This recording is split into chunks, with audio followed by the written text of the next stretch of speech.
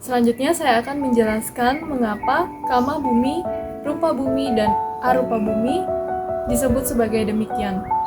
Karena berdasarkan dari buku yang saya baca bahwa dalam agama Buddha dikenal 31 alam kehidupan yang terdiri dari 3 kelompok, yaitu kama bumi, rupa bumi, dan arupa bumi, di mana ini merupakan tingkatan, yaitu yang paling bawah adalah kama bumi, kemudian yang di tengah adalah rupa bumi, dan yang paling tinggi adalah arupa bumi, di mana yang membedakan ketiga alam ini adalah makhluk-makhluk yang berada di dalam alam-alam tersebut. Mengapa demikian? Tentu hal ini dipengaruhi karena perilaku atau berdasarkan dari perilaku, pikiran, dan perasaan mereka dalam kehidupan-kehidupan yang telah mereka lalui sebelumnya. Sehingga ketika karma mereka matang di waktu yang tepat, mereka dapat terlahir sesuai dengan karma yang telah mereka perbuat. Berdasarkan pernyataan yang saya baca bahwa kita tidak perlu mengetahui surga dan neraka seperti apa. Kita lihat saja bagaimana cara kita berpikir atau bertindak dalam kehidupan ini.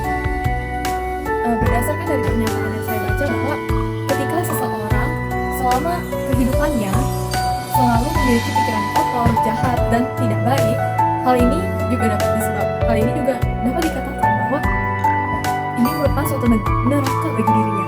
Namun apabila seseorang dalam kehidupannya selalu memiliki pikiran yang baik, kemudian selalu melatih dana, sila, dan samadhi dengan baik, dengan tekun dan konsisten, maka dalam kehidupan ini juga dia dikatakan bahwa surga sedang ia rasakan.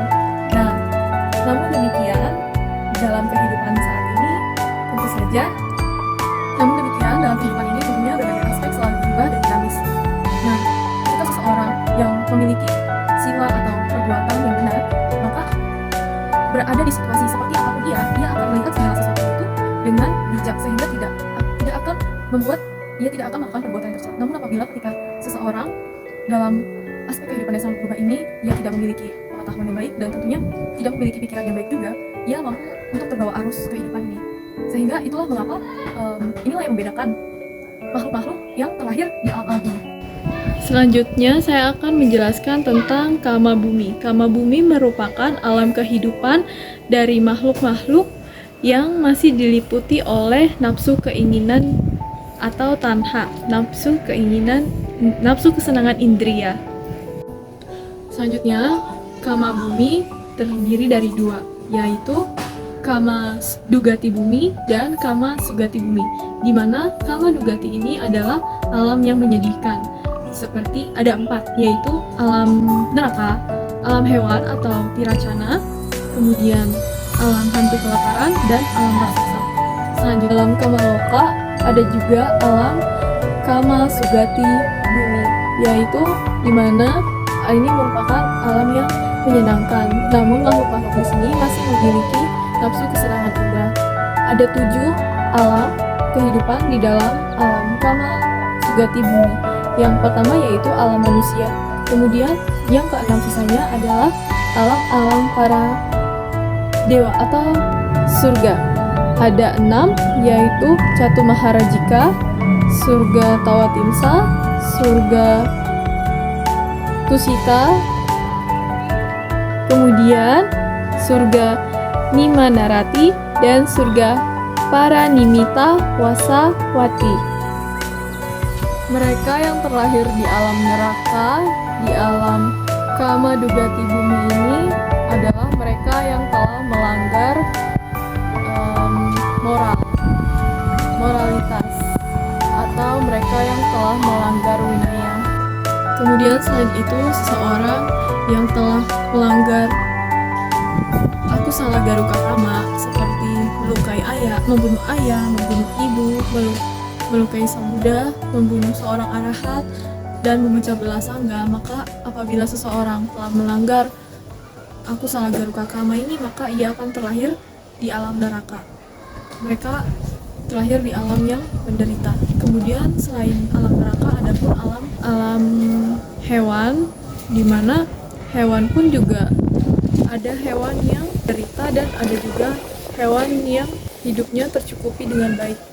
Hewan tidak mengetahui mana yang benar dan mana yang salah. Mungkin akan sulit bagi hewan, mereka makhluk yang terlahir dalam hewan akan sulit untuk mempelajari dhamma. Alam hewan juga tidak juga dikatakan sebagai hewan tidak memahami dhamma, tapi akan sulit bagi hewan untuk mempelajari dhamma serta mempraktikannya. Namun pada kenyataannya, apabila dilihat-lihat dalam kisah-kisah yang ada di Sutta, bahwa ada pun hewan kekelawar yang mencapai kesucian dengan mendengarkan abhidhamma. Namun sehingga saya katakan di sini bahwa bukan berarti tidak bisa, namun sulit bagi hewan untuk mendengarkan dhamma. Alam hantu kelaparan. Nah, alam hantu kelaparan ini diakibatkan oleh seseorang terlahir karena seseorang yang semasa hidupnya selalu memiliki sifat yang serakah, kebencian, yang berakar pada loba, dosa, dan moha. Sehingga makhluk ini terlahir di alam hantu kelaparan. Kemudian adapun alam raksasa. Alam asura atau alam raksasa juga dikenal sebagai makhluk yang memiliki kebencian. Karena mengapa? Mereka selalu menebarkan rasa ingin peperangan, karena mereka memiliki kontrak, maksudnya berpandangan salah dan berpandangan yang tidak sama dengan para dewa. Adapun jenis-jenis raksasa di alam asura yaitu iblis yang menyerupai dewa, iblis penghuni neraka, dan iblis berupa setan. Kemudian selanjutnya alam kama sugati bumi. Salah satunya yaitu adalah alam manusia, di mana dalam buku yang saya baca bahwa dikatakan jarang sekali suatu makhluk terlahir di alam manusia, karena sulit sekali bagi makhluk untuk terlahir di alam manusia. Alam manusia sangatlah istimewa karena di sini terdapat anggota sangga, orang yang mengajarkan dhamma, kemudian kita bisa berpraktik dhamma, pariyati, patipati, dan patiweda, di mana kita sebagai manusia bisa mengetahui mana yang benar dan salah, sehingga kita bisa memilih apakah kita ingin berbuat baik atau berbuat buruk. Bahkan ada yang mengatakan bahwa tidak ada orang yang baik dan buruk. Yang ada adalah orang yang sedang melakukan perbuatan baik dan orang yang sedang melakukan perbuatan buruk. Menurut dari filosofi logo yin dan yang, sebaik-baiknya manusia pasti ia memiliki sisi buruk. Seburuk-buruknya manusia pasti ia memiliki sisi yang baik. Selain itu juga, bagi para makhluk yang ingin menyempurnakan 10 parami, mereka dapat terlahir di alam manusia untuk menyempurnakan 10 paraminya.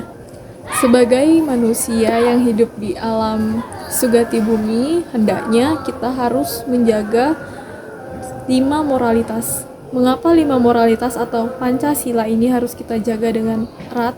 Karena apabila seorang manusia telah melanggar salah satu dari 5 moralitas ini atau 5 Pancasila ini, maka ia akan terlahir di alam dugati bumi. Namun bagi manusia yang selalu menjaga dan mengembangkan sila, samadhi, dan panya dalam kehidupan ini, ia akan terlahir di alam-alam yang berbahagia, baik alam dewa, kemudian alam kehidupan rupa bumi dan arupa bumi.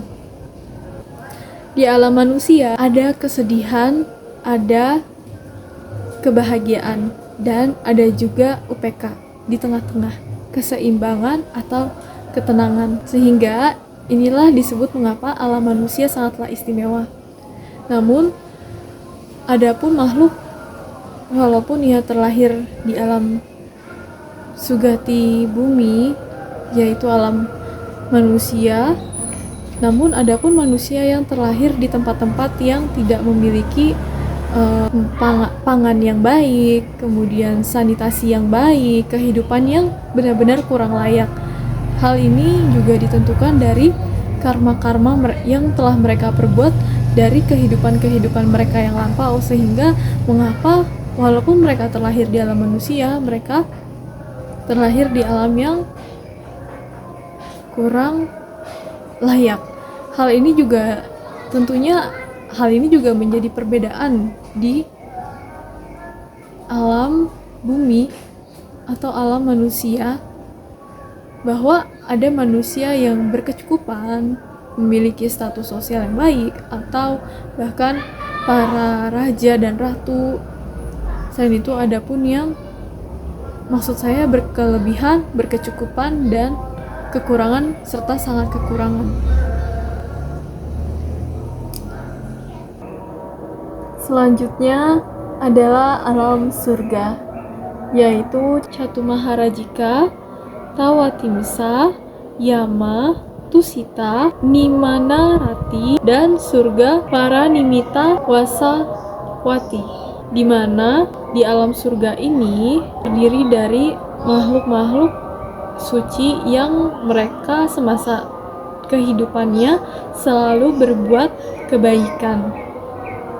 Kemudian apa sih yang menyebabkan seseorang atau makhluk ini terlahir di alam yang menderita, yaitu kama dugati bumi, yaitu ketika makhluk memiliki dominan terhadap loba, ya setelah kehidupan manusianya ia akan terlahir di alam hantu kelaparan atau terlahir di alam raksasa atau asura. Selanjutnya, apabila makhluk selama kehidupannya dominan terhadap dosa, ia akan terlahir di alam neraka. Dosa yaitu yang berarti kemarahan atau kebencian, ia akan terlahir di alam neraka atau alam apaya, atau saya alam menderita. Dan ketika makhluk dalam kehidupannya ia dominan terhadap muha, setelah kehidupan manusianya ia akan terlahir sebagai hewan. Di kehidupan setelahnya ia akan terlahir sebagai hewan. Tentunya hal ini berkaitan dengan cita atau kesadaran yang dimiliki oleh setiap makhluk. Apabila ia memiliki akar keserakahan, akar kebencian, dan akar kebodohan, ia akan terlahir di alam dugati bumi. Namun apabila seseorang selalu berusaha dan mengembangkan kebajikan, ia akan terlahir di alam sugati, kama sugati bumi, yaitu alam manusia dan alam surga. Di alam dewa terdapat banyak Arya Pugala dibandingkan di alam manusia. Namun, istimewanya alam manusia yaitu bahwa di alam manusia ini terdapat sangga yang mengajarkan kita dhamma, dan kita dapat berpraktik dhamma seperti berdana, sila, tobonalitas, samadhi, dan kita juga bisa melatih untuk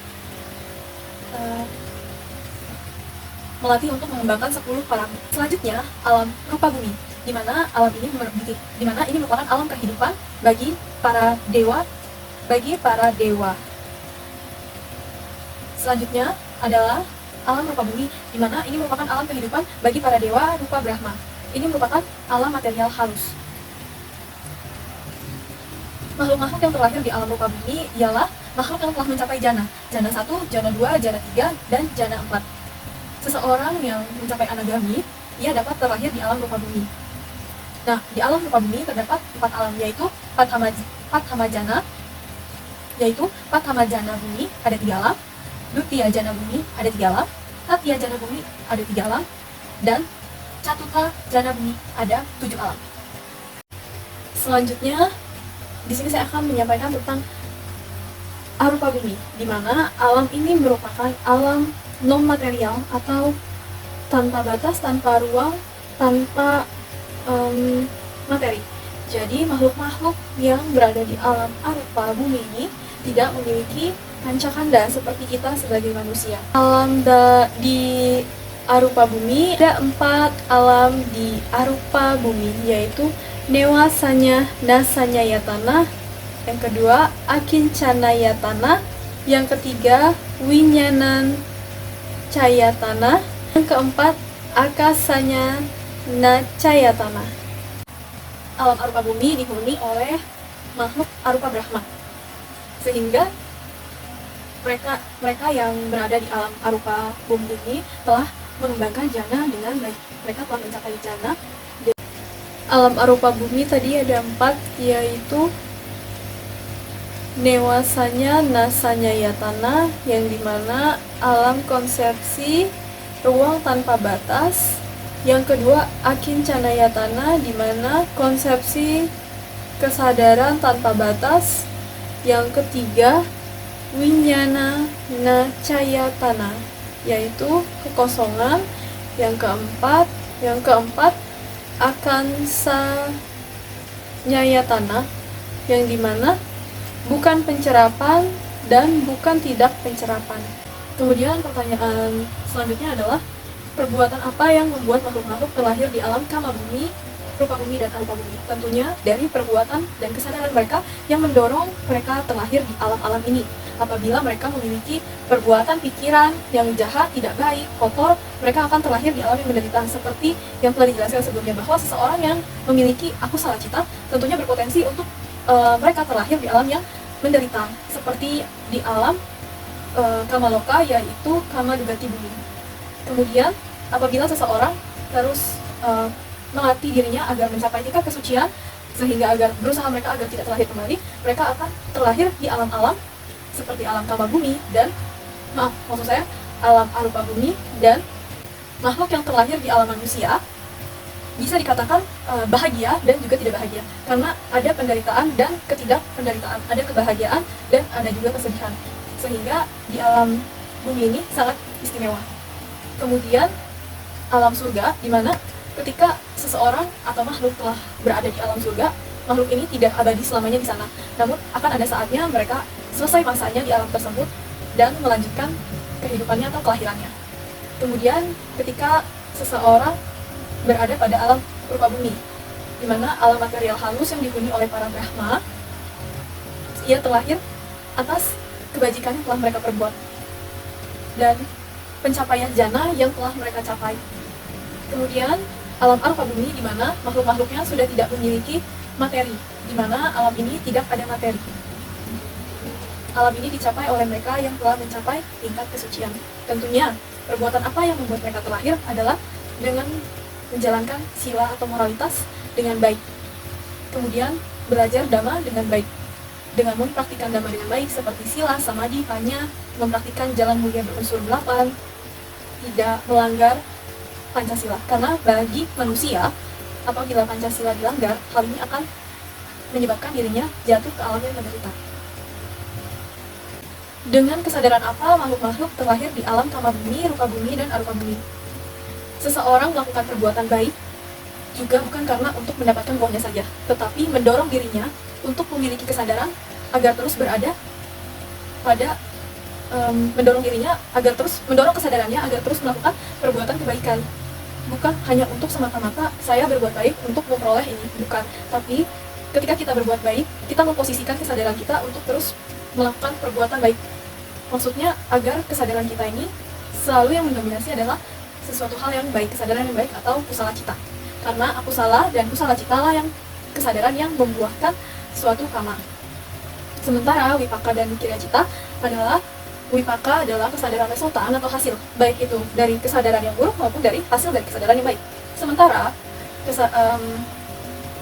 kirya merupakan kesadaran fungsional yang dimiliki seseorang yang telah mencapai kesucian arhat, di mana panca indera hanya digunakan untuk fungsional saja. Kesadaran apa? Ketika kita selalu berbuat kebaikan, kesadaran yang akan muncul ketika seseorang telah berada pada posisi cuci cita, maka kesadaran yang muncul adalah kesadaran yang selalu mendominasi selama kehidupannya. Apabila seseorang selalu berbuat kebaikan, maka kesadaran yang ia miliki adalah kesadaran yang baik, sehingga ia dapat terlahir di alam yang berbahagia. Kemudian, namun apabila di dalam diri seseorang selama kehidupannya ia selalu berpikiran kotor, jorok, kemudian membenci, iri, marah, serakah, hal ini akan membuat seseorang terlahir di alam yang menderita. Sehingga sangat berdasarkan dari hal ini, penjelasan ini, sehingga sangat penting untuk selalu memperhatikan segala pikiran, tindakan, perasaan yang dimiliki kita pada saat ini. Dan tentu kita harus menjaga moralitas. Sekian yang dapat saya sampaikan, saya ucapkan terima kasih.